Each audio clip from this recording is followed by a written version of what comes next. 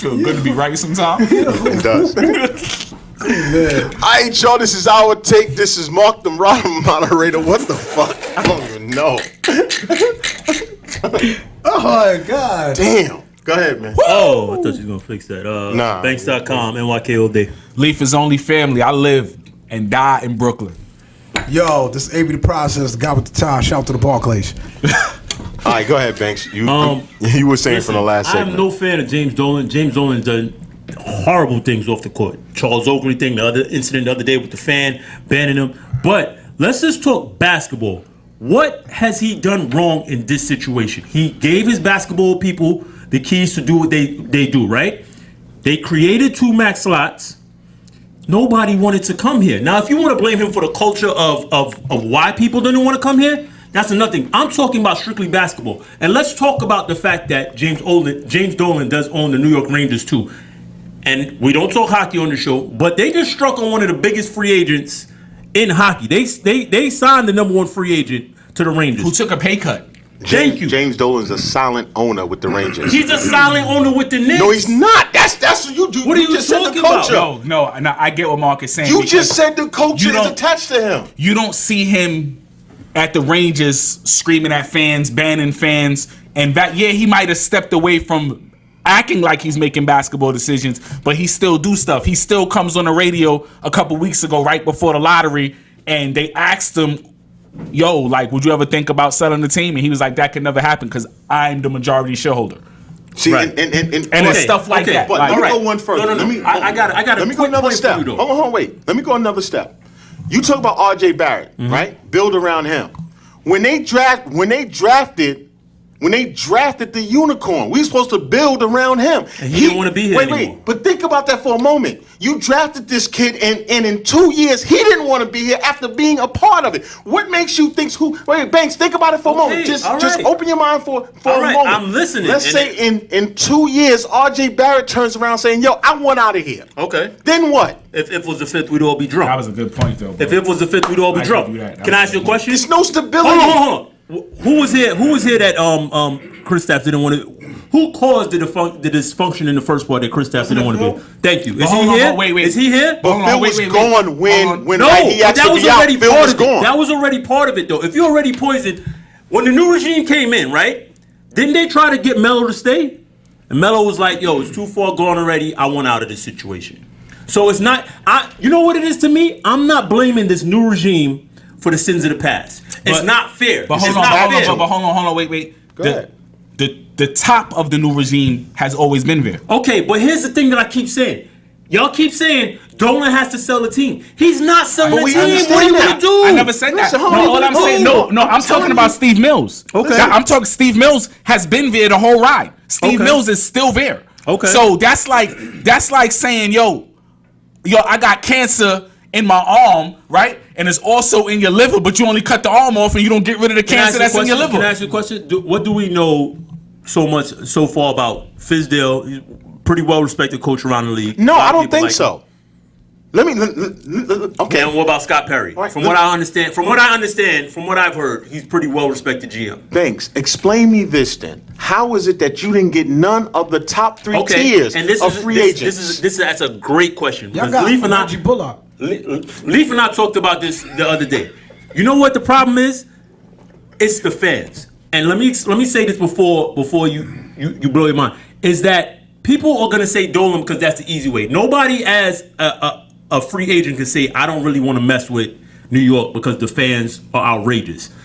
No matter what you want to say about Carmelo Anthony did nothing wrong. He wanted to be here. He came here.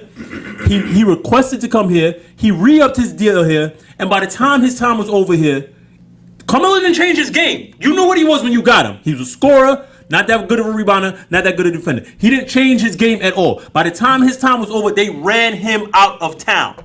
Who? The fans? The fans. Okay, let me ask you this question. Media. Okay. Fans in the media. Okay, let me ask you this question.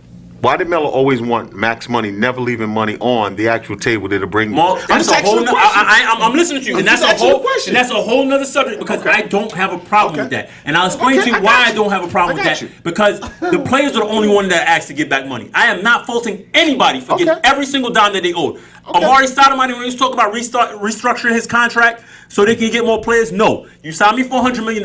Pay me. They're the only people that's asked to get back money. Owners created this system, and they're not giving back any money for anything, right? But the players got to give back money. Why? Now, let me just bring this to you. Kevin, Durant, and Kyrie both left $4 million on the table to help sign DeAndre Jordan. Because again, if you're trying, see again, I got it. But let's not make it about Melo. It's not about Melo. What Knicks fans need to do is start the realization of what boat you're sitting in. You're not going to build this team for the next 20 years because the way the way this is the whole infrastructure set up, it's not going to work. It's because of the culture in New York. The place now to go is Brooklyn. That's the place to go. Think that's necessarily true. The Garden is the Dominican Republic right now. The allure of playing 41 games, in the Garden is definitely gone. I could definitely agree with that. But let's not act like people don't come here and show out. But they just don't want to do it 41 nights a year.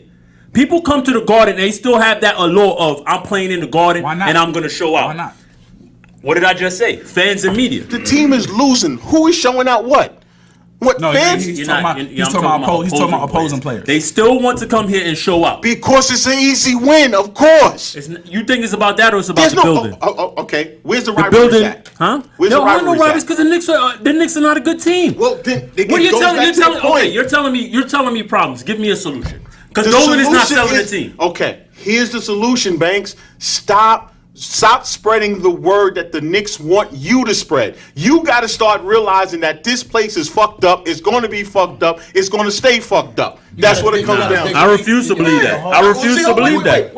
I refuse to believe that. Denial is a drug. No, denial is not a drug because you're blaming the sins of a past regime on this one. Yes, Steve Mills is still here. But if we're talking strictly basketball, Porzingis left, if we're talking strictly basketball, tell me what the Knicks did wrong this offseason. Where was Phil Jackson when Porzingis left? Did they not create two max slots? Yeah, but you struck out. Okay, but I said strictly basketball because that's free basketball. Free agency is no guarantee. That's basketball. There's no guarantee. Wait. Hold on, Avery. Hold on. See, when you say free agency is not a guarantee, and this is where I have a problem because, like you're just saying, you're like, this is the New York Knicks, right? The Knicks and the Lakers over the past 4 years have the same exact record. 4 or 5 years. It's 6 years, same exact record. But the Lakers have a chance to get Kawhi Leonard. He took a meeting. No one took a meeting with the Knicks, bro. That's the problem. I feel that's unfair. You can't say that unfair when you sit here and say we are the New York Knicks. You can't say that's unfair. Can you act? There's two things. Yes, go ahead. Let's see. Two things is happening. The first thing that's happening is, again, the Knicks believe there's this perception of the allure. That doesn't exist anymore. Thank you. You're not going to walk in here. I didn't disagree with that. Here's the difference with the Lakers have LeBron. Let's keep it in perspective. Okay. They have somebody that you're going to go say. And then they also went and got AD. Okay, that's another reason, right. Obviously. So they're not as in a precarious situation as the Knicks are. Hold on. You know what I mean? Hold on. Wasn't the Lakers number one on Kawhi list before LeBron and AD went there? Yeah, of course. Okay. Hold on. And that's not 100%. And that's not 100% either. Only off the fact that Kawhi's from LA, so he wants to go home. I have a better one for you then. You know, has LeBron ever sniffed New York Knicks, the Never. Garden, playing there, having history, having everything on the side of a great player? Has he ever sniffed New York? Rich Paul came out and said LeBron would never be a Knick. So once again, I bring it back to the same thing again. We keep talking about this. Listen, when you strike out like this. This is like Game 7 of the World Series in Yankee Stadium, and bases are loaded, and A-Rod gets up and strike the fuck out. You can't strike out at this. You've been waiting for 2 years talking about it. Well, Nine. Okay. I think what we're looking at is set up. What we're looking at, and this is why the Knicks started signing all these guys, is we're looking at. We'll get into We're looking at the Knicks being there's several teams that are not going to get big level tier players, right? But now we're looking at the Knicks as being the worst of those teams that don't get these top tier players, which is why they signed all those guys, I think. Which is why they signed them for the options that they signed them for. So I don't really think they're in a horrible place. They're not in a horrible place. Here's the setup.